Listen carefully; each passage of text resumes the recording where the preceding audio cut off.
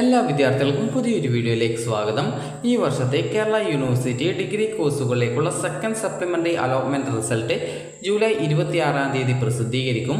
admissions.keralauniversity.ac.in/fyugp 2024/index.php എന്നുള്ള page വഴി വിദ്യാർത്ഥികൾക്ക് നിങ്ങളുടെ റിസൾട്ട് അറിയാൻ സാധിക്കുന്നതാണ്. വിദ്യാർത്ഥികൾക്ക് നിങ്ങളുടെ ആപ്ലിക്കേഷൻ നമ്പറും പാസ്വേഡും നൽകി ലോഗിൻ ചെയ്തുകൊണ്ട് നിങ്ങൾക്ക് നിങ്ങളുടെ റിസൾട്ട് അറിയാനായിട്ട് സാധിക്കുന്നതായിരിക്കും. അതുപോലെ തന്നെ വിദ്യാർത്ഥികൾ ശ്രദ്ധിക്കേണ്ട പ്രധാനപ്പെട്ട കാര്യം എന്ന് പറയുന്നത്, അലോട്ട്മെൻറ്റ് ലഭിക്കുകയാണെങ്കിൽ വിദ്യാർത്ഥികൾ നിർബന്ധമായിട്ടും അലോട്ട്മെൻറ്റ് ലഭിച്ച കോളേജിൽ ജോയിൻ ചെയ്യേണ്ടതാണ്.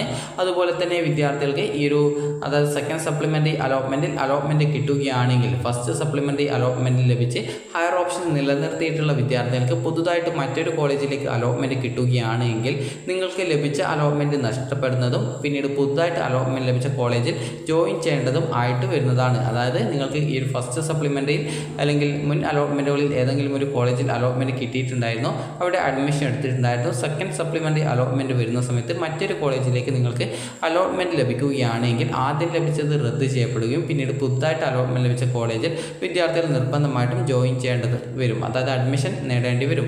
നിങ്ങൾ മുൻപ് അഡ്മിഷൻ എടുത്തിട്ടുണ്ടായിരുന്ന സ്കൂളിലെ, അതായത് സ്കൂളല്ല കോളേജിലെ എല്ലാവിധ ഡോക്യുമെൻസുകളും വിദ്യാർത്ഥികൾക്ക് തിരിച്ചു തരുന്നതാണ്. അപ്പോൾ വിദ്യാർത്ഥികൾക്ക് ഈ ഒരു മറ്റൊരു കോളേജിലേക്ക് മാറ്റമൊന്നും ലഭിച്ചിട്ടില്ല എങ്കിൽ നിലവിൽ എവിടെയാണോ അഡ്മിഷൻ എടുത്തിട്ടുണ്ടായിരുന്നത് അവിടെ തുടർന്ന് നിങ്ങൾക്ക് പഠിക്കാനായിട്ട് സാധിക്കുന്നതാണ്.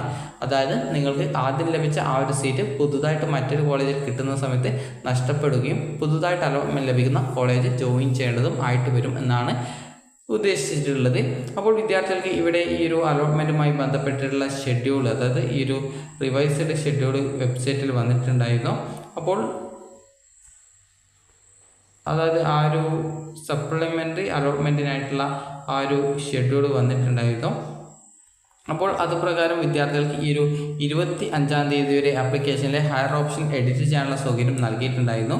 അപ്പോൾ 26 വിദ്യാർത്ഥികൾക്ക് നിങ്ങളുടെ ഈ ഒരു സെക്കൻഡ് സപ്ലിമെൻ്ററി അലോട്ട്മെൻറ്റ് റിസൾട്ട് അറിയാൻ സാധിക്കുന്നതാണ്. അപ്പോൾ വിദ്യാർത്ഥികൾക്ക് ഈ ഒരു വീഡിയോ ഉപകാരപ്രദമായിട്ടുണ്ടെങ്കിൽ ലൈക്ക് ചെയ്യുക, ഷെയർ ചെയ്യുക. Thank you for watching.